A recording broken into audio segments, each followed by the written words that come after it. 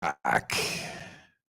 It is, it is Tuesday, March 14th, 2023. This is all of the news that you need. That's right. It is 3/14. Happy Pi Day.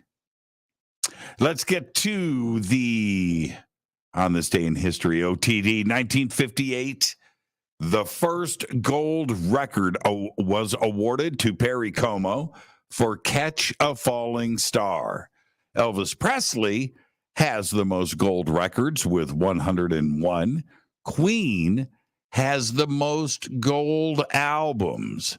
And Rush is the only band to have 3 platinum or gold albums in a row, but never nominated for the Rock and Roll Hall of Fame. On this day, in 1958. Let's get to the Fader fact.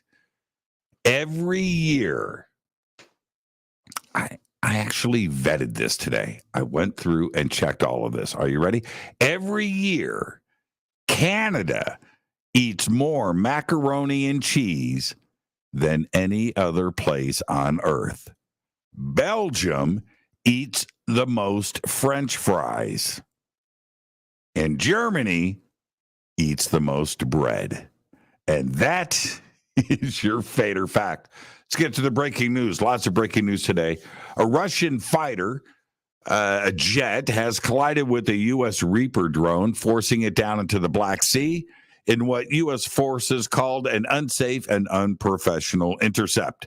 The collision happened just after 7 a.m. this morning, when 2 Russian Su-27 fighter jets flew up to the MQ-9 Reaper drone over international waters just west of Crimea. Several times before the collision, the Su-27s dumped fuel and flew in front of the MQ-9. And then one of the Russian fighters struck the drone's propeller, causing U.S. forces to have to bring down the MQ-9 down in international waters. It's not the end of this story. I will keep you posted. An entire T-Rex dinosaur skeleton is to be auctioned in Europe for the first time ever. The 67-million-year-old Tyrannosaurus Rex, named TRX-293 Trinity, is estimated to fetch between $5.5 and $8.7 million. Zurich-based Kohler Auctions say it is only the 3rd time worldwide a full dinosaur skeleton of exceptional quality will go under the hammer. Described as one of the most spectacular T-Rex skeletons in existence, Trinity has a length of 38 feet and a height of almost 13 feet. Yeah, it's pretty incredible. If I had the Dosh, I'd buy it.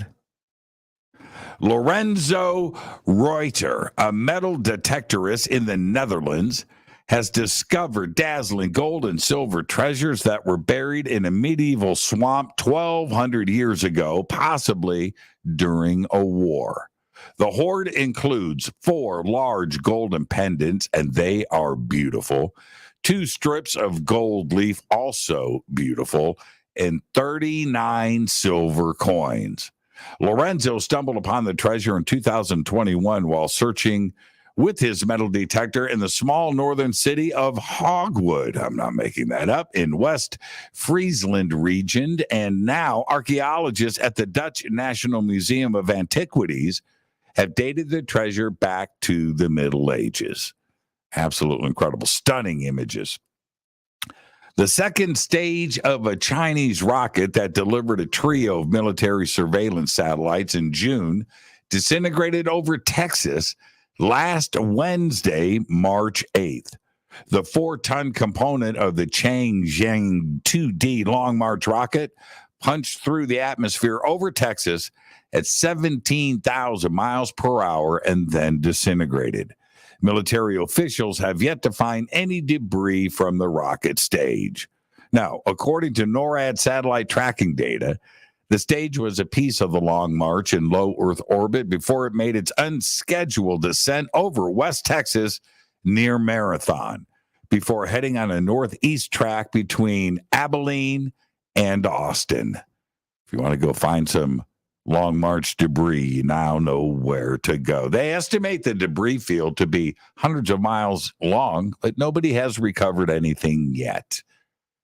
Also, NASA's all in the news today because NASA is aiming to build a special spacecraft capable of guiding the International Space Station to a safe deorbit position when it is decommissioned in 2030. Details of the plan were laid out when the White House released its budget request for NASA for 2024. The $27.2 billion allocation for NASA includes $180 million to begin the development of the Space Tug, which is designed to tow the station safely as it burns up entering Earth's atmosphere in just 7 years. A Space Tug. And while we are on the subject of space junk, the moon is top of the mind for many national space programs and private companies who are planning to send humans back to the moon in 2025. So, in advance, scientists are launching satellites and other payloads to orbit the moon. But so far, no one has kept track of just how many artificial objects are already up there or where they are at any given time. Without any way to track any of the traffic, the orbital space surrounding the moon could quickly grow crowded. So, the Air Force Research Laboratory Space Vehicles Directorate has tasked University of Arizona's Roberto Fafaro, professor of systems and industrial engineering, and Vishnu Reddy, an associate professor in the College of Sciences Lunar and Planetary Laboratory. And they've tasked them with getting a handle on this impending lunar traffic jam, awarding them $7.5 million in funding. So check this out. According to NASA, there are more than 23,000 catalog objects orbiting Earth.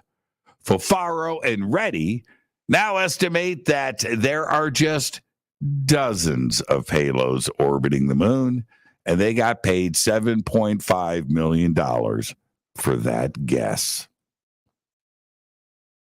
I'm in the wrong business. Director Nicholas, I'm going to leave you with this. Are you ready? Director Nicholas Meyer's Star Trek II, The Wrath of Khan, is widely considered to be the best of the Star Trek movies and consistently ranks the top spot in any respectable ranking. Now, the film from 1982 will serve as inspiration for a theater production in New York City this spring. That's right. Peak Skill Productions just announced their official run dates for Khan, the musical. That's right. Co-written, composed, and lyrics by Brent Black. The co-conceived and additional materials by Alina Morgan and directed by John Lamp.